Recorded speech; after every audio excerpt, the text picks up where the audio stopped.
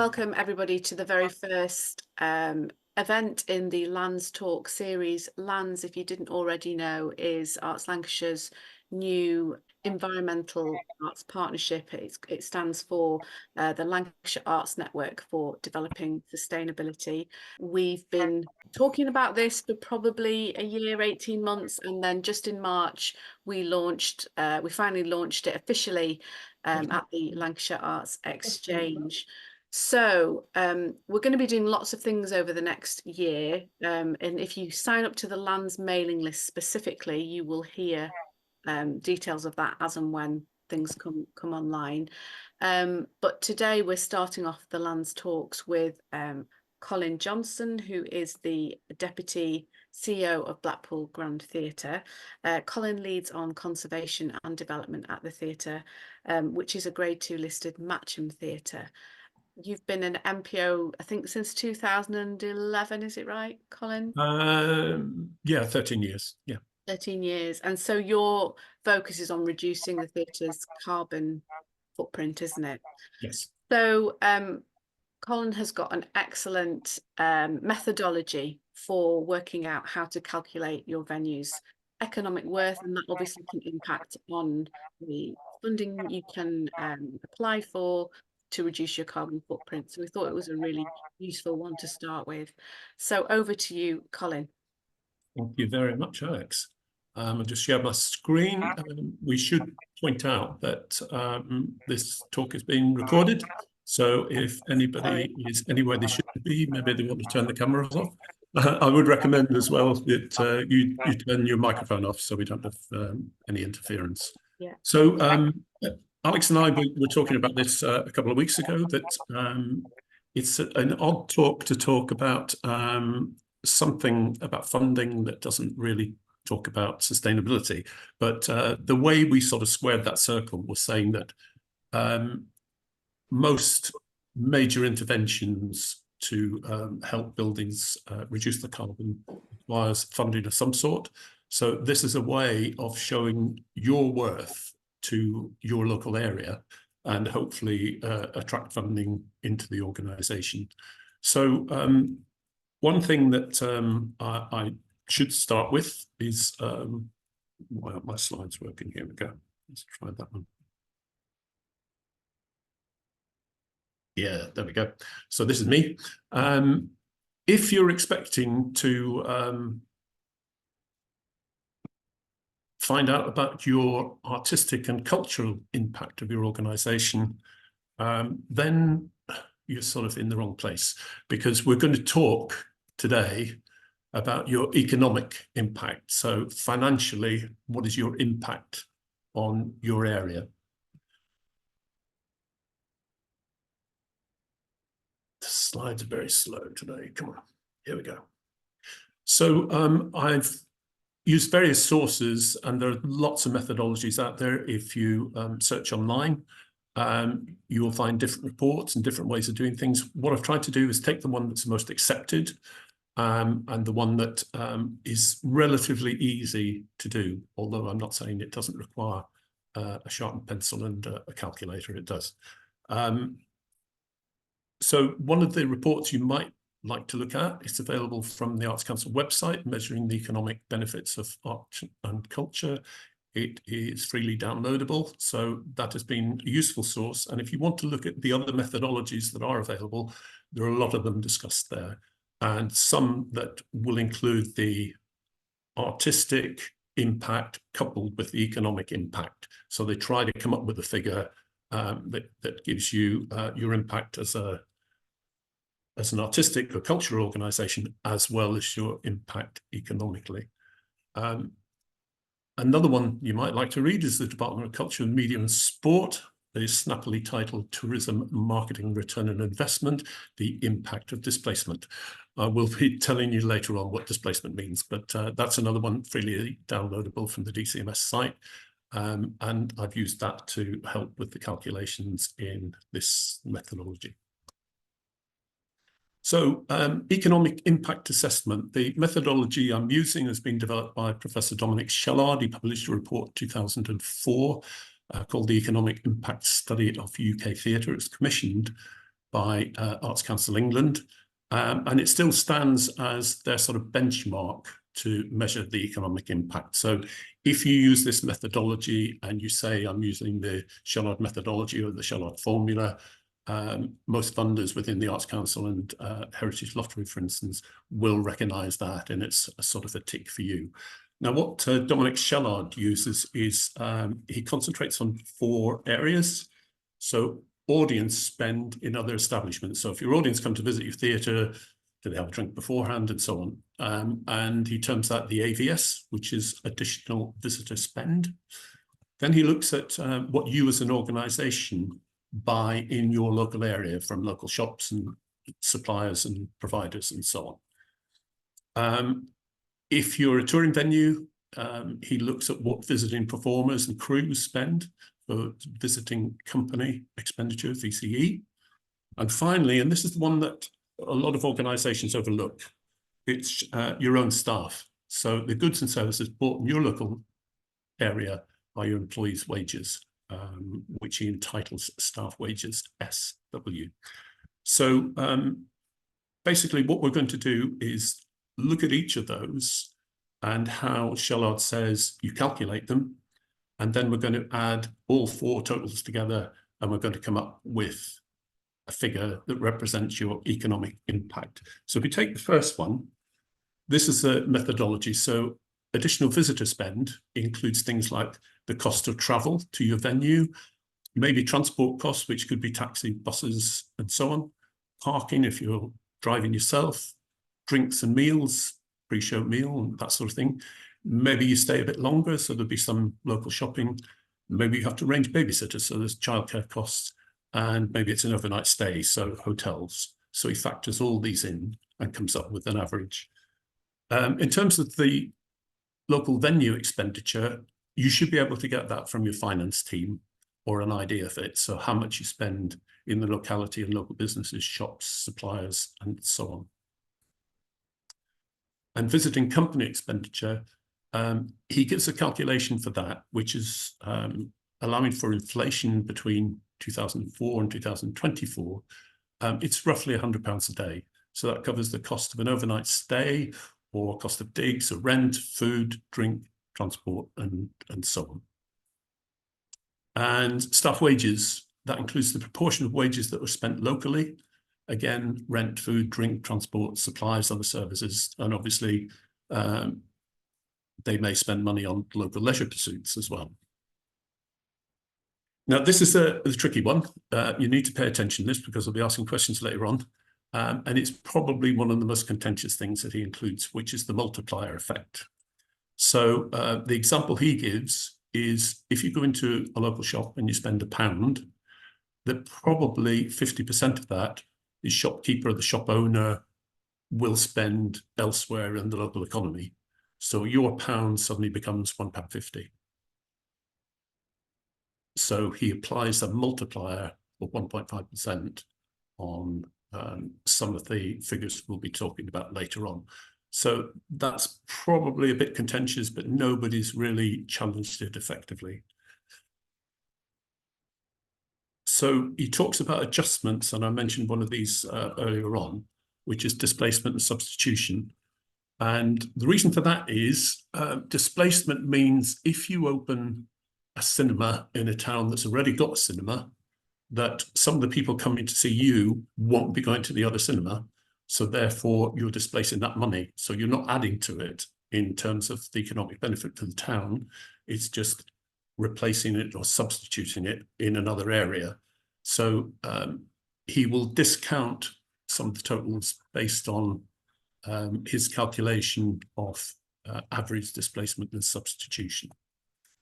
Secondly, there's leakage. So some of the people that you employ won't live in the borough and won't spend all the money in the borough. So he adds a percentage for the amount that might be spent outside the borough. And finally, he alludes to dead weight. And dead weight is somebody would go out for a meal and go to the theatre. If the theatre didn't exist, they would probably go out for a meal anyway. So that dead weight is something they would do anyway, whether you were there or not. So just to show you the example of this, on average visitor spend, he suggests a 30% reduction, which will allow for the effect of displacement substitution and also dead weight. And on staff wages, allow for a 40% reduction to allow for the effect of leakage. This could be higher now because since 2004, in the last 20 years, with online sales, Amazon, eBay, and so on, there might be more spend from staff wages going outside the local area. So how do you calculate your impact? Well, as I said before, you get a figure for each of those four and you add them together. So it's relatively easy from that point of view. So how do you calculate additional visitor spend? He's suggesting your total visitor numbers for the year times an average per spend head, additional spend, times the multiplier, less the 30% reduction you talked about for substitution and displacement. So if we take an example, say you've got 130,000 visitors or audience members a year, the figure he's come up with, I have uplifted it to allow for inflation. So the average visitor spend per head is £14.88. So that includes things like an overnight stay and so on, but it also allows for the fact that, you know, maybe quite a large percentage of your audience members just travel down the road. So there's no overnight spend, they're not buying a meal and so on. So it averages it out at about 14.88 a head, times the multiplier effect of 1.5 and minus 30% for displacement. And that brings you to a total average £2.9 million. Similarly, for the local venue effect, it's venue supplies and services, so what you spend locally, times 30% spent locally, times multiplier 1.5, times 30% reduction. So the example is £500,000 times 30% times 1.5 equals 350,000.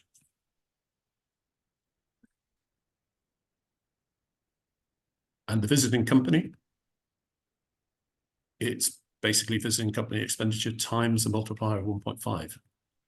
So the example here is based on around 500 artists and crew that we would have in a normal year, whose average number of days is 3. We've got a lot of one-nighters. We've got fewer full week runs at the moment. So it's an average of 3 days, and based again on allowing for inflation, an average spend of £100 per day on his calculation. So that brings us up to 225,000.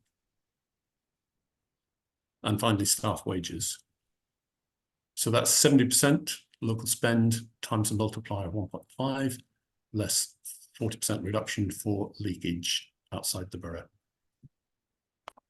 So the example there is staff wages around about £1 million for the year, times 70%, times 1.5, less 40% for leakage, gives you 630,000.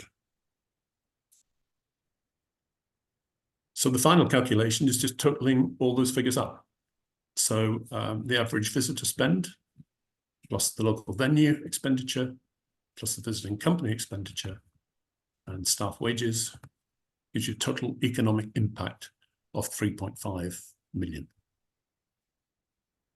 So, big caveat. This is a very, very rough guide only.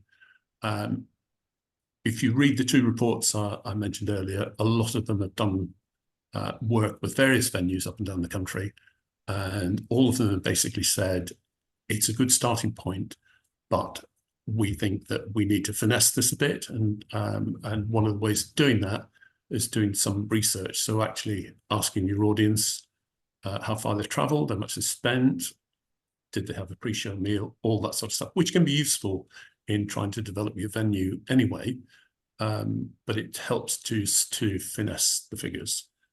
Likewise, with visiting company, which is probably easier because you constantly email contact with them. You know the numbers of people coming. They can tell you roughly how much they're paying for hotels and so on, accommodation. and you can probably work out how much they're spending on eats and so on in a day.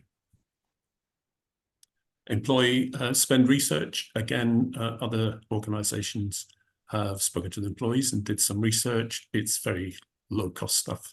The expensive stuff, obviously, the audience research. So this is a good starting point, but you might like to consider finessing it. So thank you. And I'm handing back to Alex for any questions you may have, if everybody's a bit brain numb after all that. Okay, so that's quite a lot of figures to take in. And I know that some of you here may not have a venue right now, but you might be working with venues.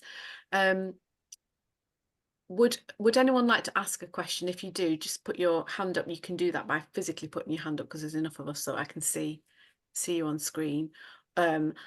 Or would you like me to start with a question? Shall I do that? Oh, look, Charles, come on. Thank you very much, Colin. It wasn't quite what I was expecting, actually, because I remember meeting you at the network, and what I'm really interested in, so just inspiration for another talk here, is learning more about the capital development of your building, because that's where we are at the moment. But this obviously is great for informing that. Just kind of like in terms of our organisation's sustainability, we've become sustainable because of the earned income that we generate as a building. So we're not encouraging people to go elsewhere and drink. We're encouraging them to stay in our pub once they finish the show, something like that. And I just wondered if that comes into the equation, like the earned income that you make within your own building. It's taken as a given in Charlotte's formula. So whatever people spend in your business you know about, it's trying to calculate the unknown about how much they spend in other parts of the borough. The idea being that if you're trying to convince the local authority to offer more funding, then you can show that it's not just your building or your organisation that's benefiting. There is a ripple effect. There are more challenging algorithms and so on for calculating that. If you read either of those reports, and they require quite a bit more investment and research, and especially when it comes to setting up a new organisation in an area. I'm thinking of parts of Manchester, like the factory, which is now actually opened, and that's been used as a catalyst for developing other businesses around the area and other arts organisations and support organisations. That's not the area we're into. The area we're in is actually operating the building, bringing an audience in, bringing touring companies in, paying staff wages. What effect has that got on the local economy? So there are other methodologies that will look at things like that, expanding an investment in organisations, but this isn't the methodology that we're talking about here. It's very much baseline. But thank you for remembering the conversation we had. And I will be giving, I shouldn't be advertising this, but I will be giving this talk at the Theatres Trust next month, and we'll be talking about leadership in sustainability. So we'll be covering quite a few of those areas that we were interested in terms of investment and development. And how can Charles buy a ticket for that, Colin? It's free if you're a Theatres Trust member. Right. You can ask me the date now, and I can't remember. Okay. So has anyone else got a question? Andrew. Just let me unmute. Thanks, Colin. I'm glad you said it was very, very rough at the end. My background's probably towards the economic side of things rather than the creative side, unlike some of the people here. As you say, obviously the degree of confidence, I'm guessing, is low to medium at best. However, my question was actually, by doing this, I'm assuming you didn't do it in a darkened room on your own. Did you actually find there was benefit in having the conversations with the stakeholders you spoke to, that kind of, the numbers were useful, but the conversation actually was quite stimulating? Yeah, it's been interesting having the conversations with the last major capital work we did, and capital project that's just about to kick off on Tuesday when the scaffolding goes up. We're both with the Arts Council, and it's useful talking that sort of language of jargon. As soon as you mentioned Shellard, everybody relaxed and said, "Oh, right, so you've done homework on it." You know, it's sort of that shorthand for saying we've got a figure. I think our Shellard formula figure when we last did it was about 9.5 million in this area. It's probably more now with inflation. But they sort of accept that, and to some extent in the local authority that's an accepted formula as well. So it's less to do with the accuracy of it and more to do with the fact that you've gone through a process and they recognise that and you're talking their language. Right. Thank you very much, Colin. Kit has just sent a message. Let me just see that. Oh, thank you, Kit. Can you see what she's saying? Yeah. Yeah. Kit said, "You've made something really complex very simple to understand in a very short time span. Thank you for sharing your insights so succinctly and clearly." Thank you, Kit. I guess I would like to know, Colin, because I know there's people on this call that aren't necessarily building owners, but are working with venues. How does knowing this information support funding for projects around, you know, sustainable outcomes? Basically, how can you use this methodology to attract funding to reduce your carbon footprint? Well, one of the interesting things about this, and I've used this formula with other organisations, is there are some organisations, I'm not talking specifically about the Fylde Coast, but there are organisations who think their economic impact is bigger than it is. And if you go through this process with them, they realise there's actually a bit of a gap there and they need to rethink funding asks and so on. Because if the funders are working with this type of formula, they're soon going to work out that, you know, your economic impact isn't 10 million a year, it's more likely a tenth of that. So it can work against you.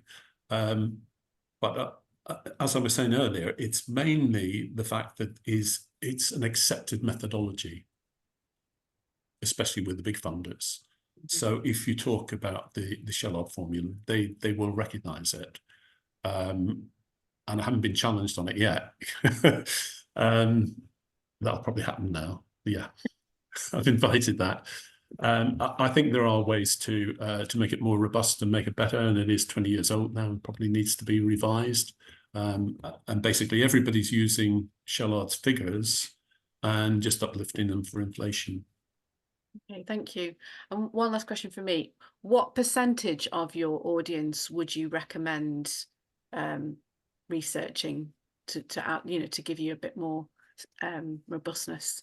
Well, I mean, Alex, as you know, we're a venue that has loads of different types of shows. So the audience is, the profile differs from day to day.